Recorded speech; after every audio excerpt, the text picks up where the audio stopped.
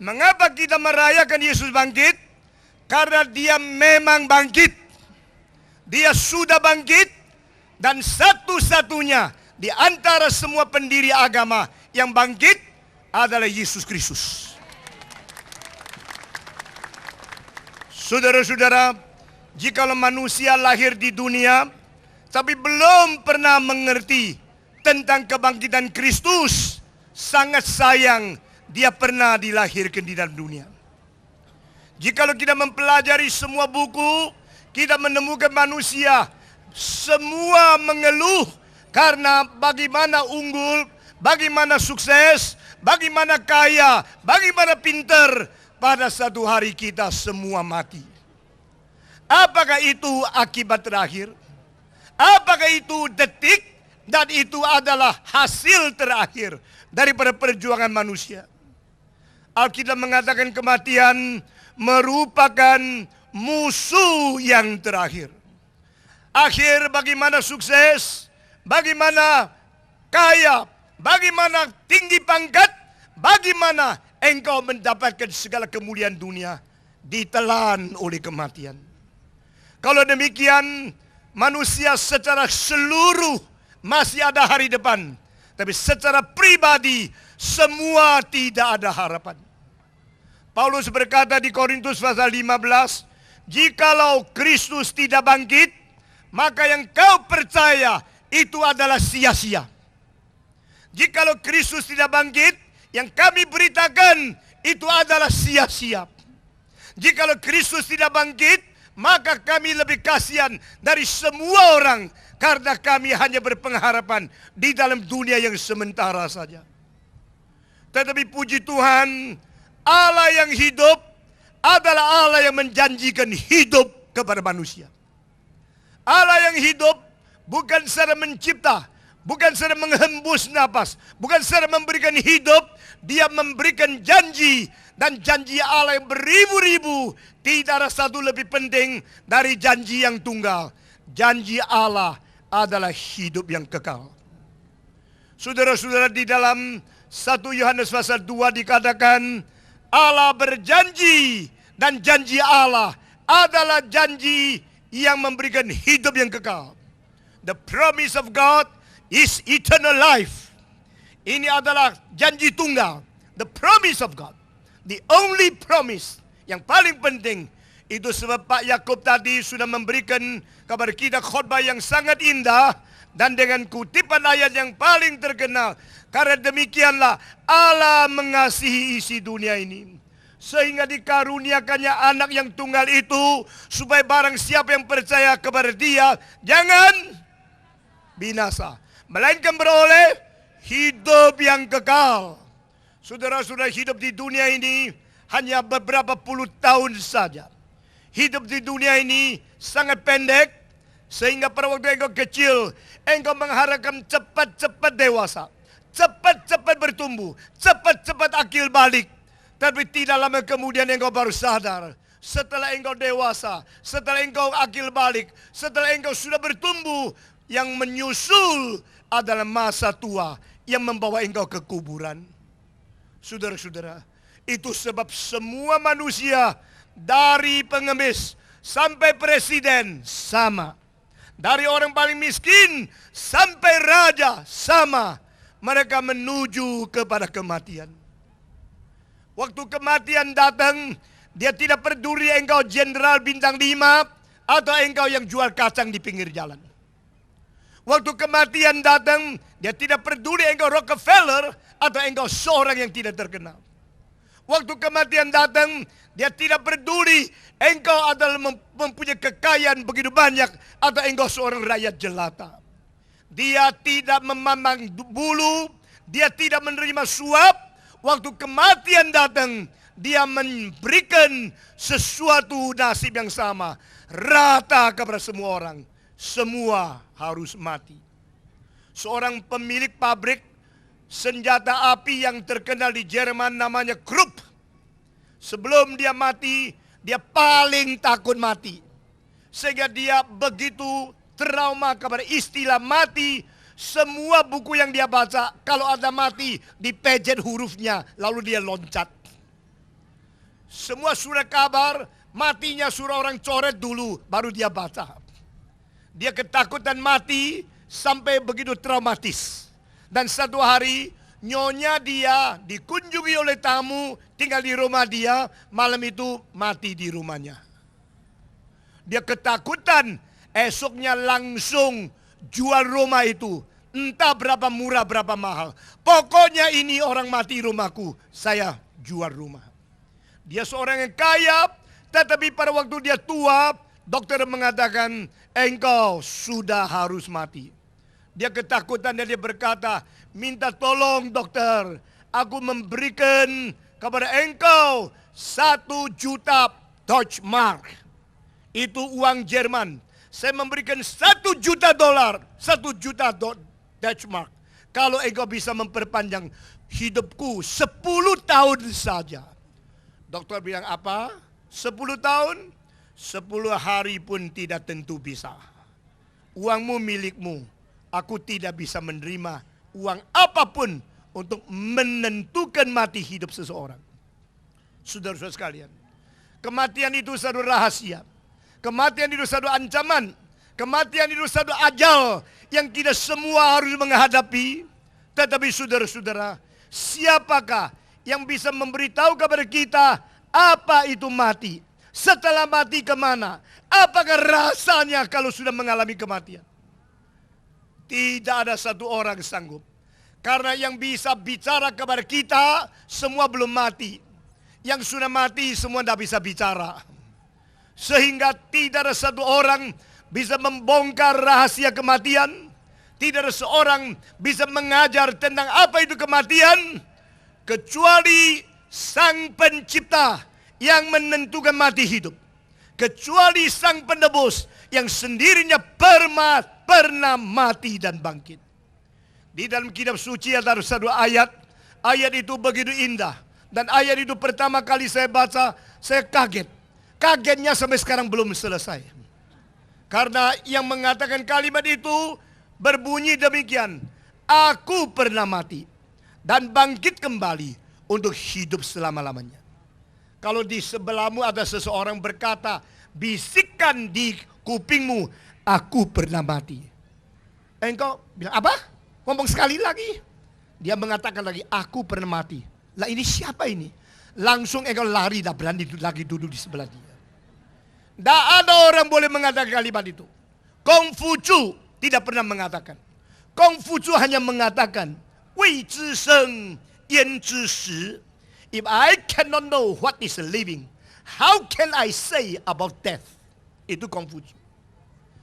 Socrates tidak bisa mengatakan kalimat itu. Dia hanya bisa mengatakan, saya tidak akan takut mati. Karena mati membawa saya ke dunia yang lain. Meskipun saya tidak pernah pergi. Saudara-saudara, orang yang paling agung, pendiri-pendiri agama apapun, mereka orang yang agung, orang yang hormat, orang yang baik, tapi mereka semua tidak tahu apa itu mati.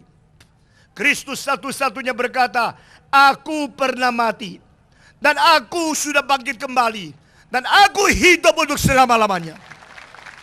Saudara-saudara, pengharapan manusia ada di mana? Ada di dalam tangan Tuhan.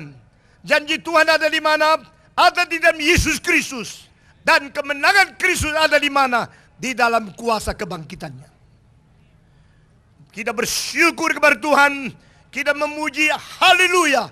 Karena kita percaya kepada Tuhan yang sudah mengalahkan kuasa maut. Saudara-saudara, jika engkau masih takut mati, saya meragukan iman Kristenmu itu beres atau tidak. Saya berani berkata, aku mengalami begitu banyak bahaya dan saya tidak takut mati. Karena Tuhanku adalah Tuhan yang hidup dan kehidupan Tuhan adalah kehidupan yang sungguh-sungguh dan hidup itu sudah dikaruniakan kepada orang yang beriman kepada Dia. Tuhan Allah mengasihi isi dunia. Tuhan mengasihi orang Kristen. Tuhan mengasihi orang Islam. Tuhan mengasihi orang Buddha. Tuhan mengasihi orang Konfusianisme. Tuhan mengasihi orang komunis. Tuhan mengasihi orang-orang ateis. Tuhan mengasihi teroris. Tuhan mengasihi semua orang. Tetapi Tuhan tidak mengasihi dosa manusia. Tuhan mencintai orang berdosa, tapi Tuhan tidak cinta dosa manusia. Amin. Seperti seorang ibu mencintai anak, tapi dia tidak cinta kotoran yang ada di muka anaknya. Maka dia mau membersihkan, dia mau menghajar, dia mau mengkoreksi, dia mau mendidik supaya anak itu keluar daripada kenajisan, keluar daripada kenakalan, keluar daripada kesalahan, keluar dari berdosa. Masih ingat khotbah tadi, cinta yang memerlukan rotan. Cinta kadang-kadang perlu sapu lidik. Inilah cinta. Saya berkata kepada saudara, biar firman Tuhan mengkoreksi konsep kita yang salah. Jangan kira percaya Tuhan Yesus, lalu engkau akan menjadi gemuk, menjadi kaya, menjadi lancar, menjadi sukses. Itu bukan ajaran Alkitab. Alkitab mengajar yang mau mengikut Tuhan Yesus harus menyangkal diri. Yang mau mengikut Yesus Kristus harus pikul salib. Yang mau menerima Yesus Kristus kadang-kadang dianiaya.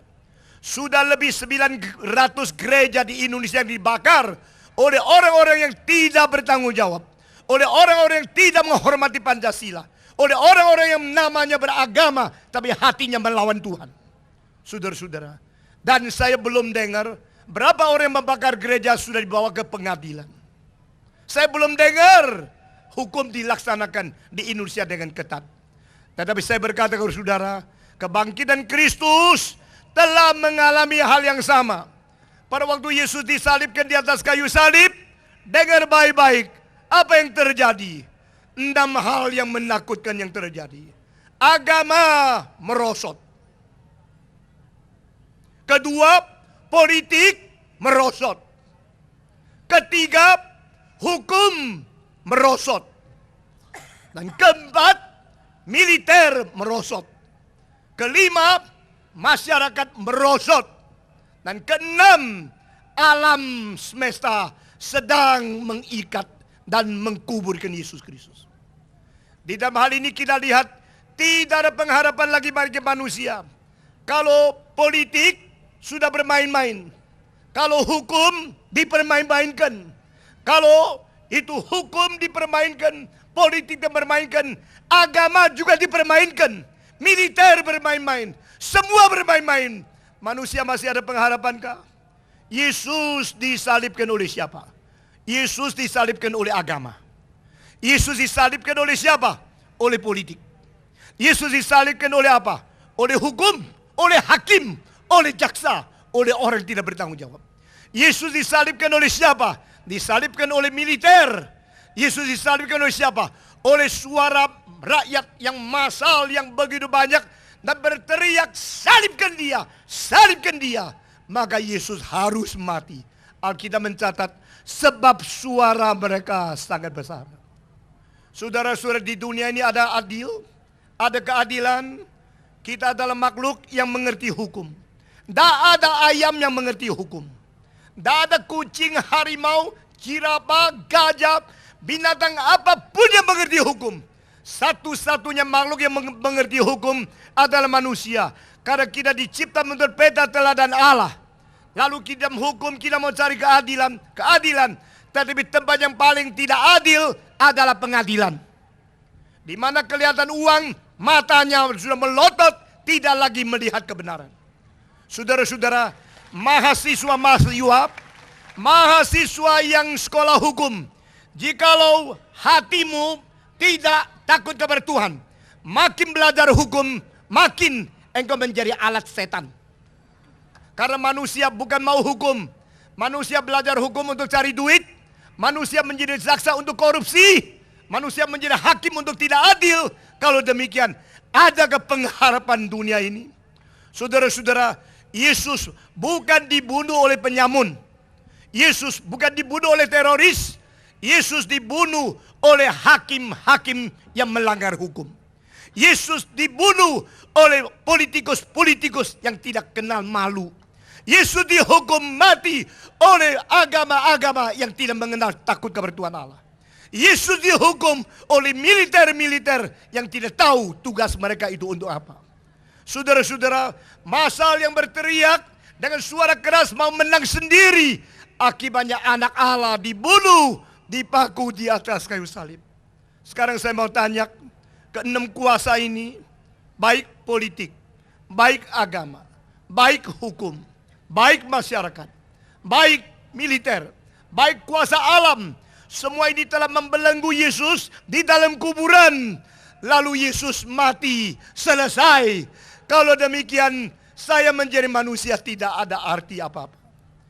Yesus Kristus kalau tidak bangkit, umat manusia tidak ada pengharapan.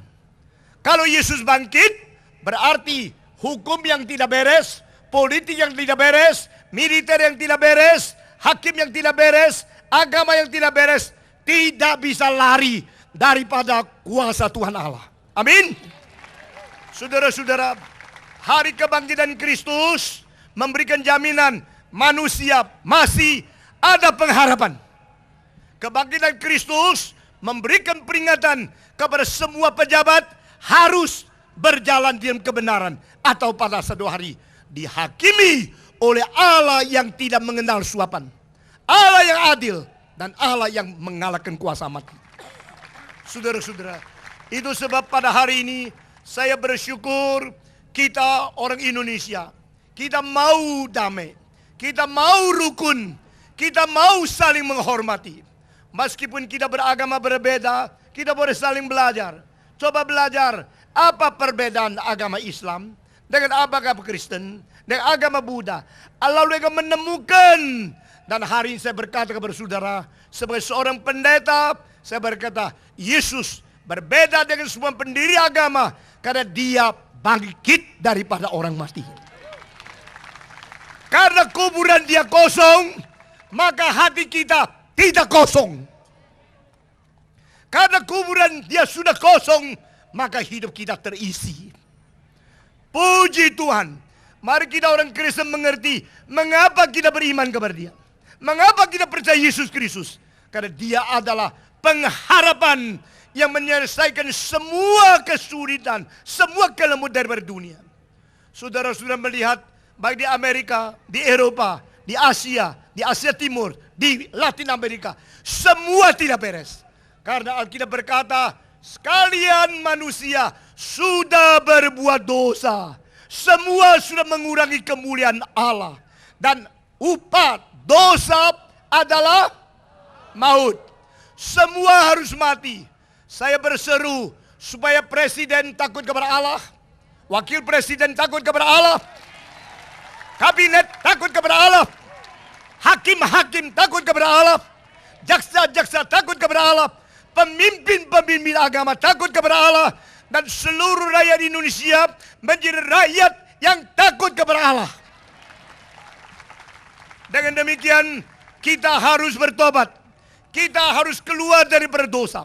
Kita harus lepaskan diri dari ikatan-ikatan daya tarik dari setan, dari dosa, dari perzinahan, perjudian. Dan kita betul-betul berlutut minta pengampunan Tuhan. Saudara-saudara, kalau tsunami sudah datang, jenderal 15 bintang pun mati. Saudara-saudara, kalau Tuhan sudah marah, orang yang menjadi presiden pun tidak bisa lewat satu hari. Jikalau Tuhan sudah marah, bumi ini tidak ada satu yang bisa hidup. Saudara, saya beritahu kepadamu, di dalam 20 tahun, kelaparan akan melanda seluruh dunia. Saya berkata kepada saudara, di dalam 100 tahun, mungkin sebagian, sepertiga dan lebih, manusia sudah tidak bisa hidup lagi di atas bumi ini. Karena dosa kita terlalu berat, sehingga Tuhan akan mengatakan segala sesuatu yang pasti terjadi di dalam sejarah. Tuhan adalah yang menciptakan manusia dan memberikan manusia dalam kurun waktu dan tempat menjadi wadah eksistensi. Dan Tuhan adalah Tuhan yang adil. Tuhan yang adalah menyatakan kebenaran. Yesus Kristus berkata, sebelum dia datang, gempa bumi akan terus tambah. Di mana-mana akan dengar peperangan. Dan manusia akan makin membenci satu dengan lain. Bangsa dan bangsa berperang. Dan juga rakyat dan rakyat berperang. Dan kelaparan akan tiba melanda dunia ini. Saya kemarin di dalam seminar saya berkata, ini bukan main-main. Karena suhu seluruh bumi terus naik. Di dalam 20 tahun akan datang, suhu bumi akan rata-rata naik 2 derajat. Sehingga ketidakaturan dan keadaan yang kacau daripada turunnya hujan dan suhu dan musim-musim yang berubah mengakibatkan banyak tempat tidak bisa menghasilkan hasil bumi. Dan banyak orang akan mati kelaparan. Ini pasti terjadi karena Tuhan sudah berkata. Apa yang pernah keluar dari ucapan mulut Tuhan, tidak ada satu kalimat itu kalkulasi. Tidak ada satu kalimat itu spekulatif. Semua kalimat itu kebenaran. Manusia hidup bukan hanya bersandarkan roti saja. Manusia hidup bersandarkan setiap firman yang keluar dari mulut Tuhan. Amin. Itu sebab saudara-saudara, kita hidup di dunia ini, kita mengetahui dunia tidak beres. Karena dunia ditinggalkan oleh manusia dan dunia sedang menerima dosa makin lama makin berani daripada umat manusia. Yang sebenarnya dicipta menurut peta dan teladan Allah. Tapi sekarang kita tidak mirip Tuhan. Manusia tidak mirip Tuhan. Manusia tidak mirip manusia. Manusia mirip binatang. Manusia mirip setan. Manusia sudah lagi tidak mengenal istri. Ada pria yang boleh bertiduran dengan perempuan siapa saja. Seperti anjing. Saudara-saudara. Moral sudah merosot. Iman hanya berada di mulut. Dan berbakti dan beragama itu hanya pura-pura. Pada waktu kita berkonferensi di Manila tahun 89. Kita undang ketua parlemen datang untuk memberikan pidato sambutan. Dan dia mengatakan satu kalimat. I'm so sorry to tell you. This country is the only Catholic country in Asia. But our country is one of the most corruptible country in Asia too. Semua ingin nangis. Ini negara yang beragama. Negara Katolik. Tapi saya harus dengan sedih mengatakan, negara ini salah satu negara yang paling korupsi di dalam seluruh benua Asia. Saudara-saudara, bukankah kita Pancasila? Bukankah kita beragama?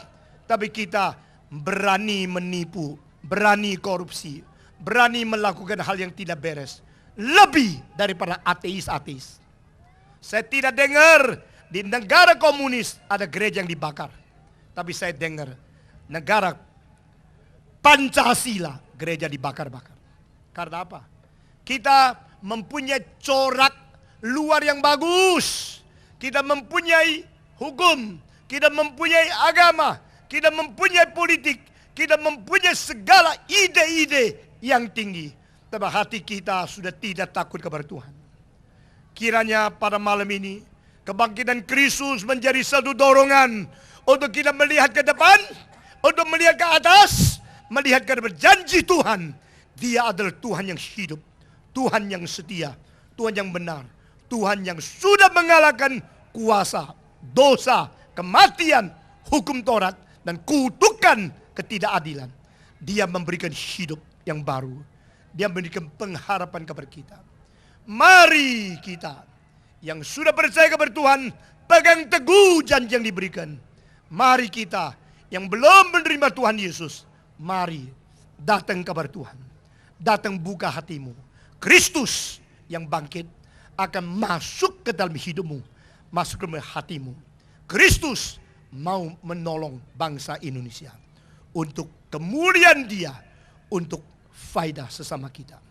Kiranya segala kemuliaan kita kembalikan kepada Tuhan, karena Dia ada di sini malam ini.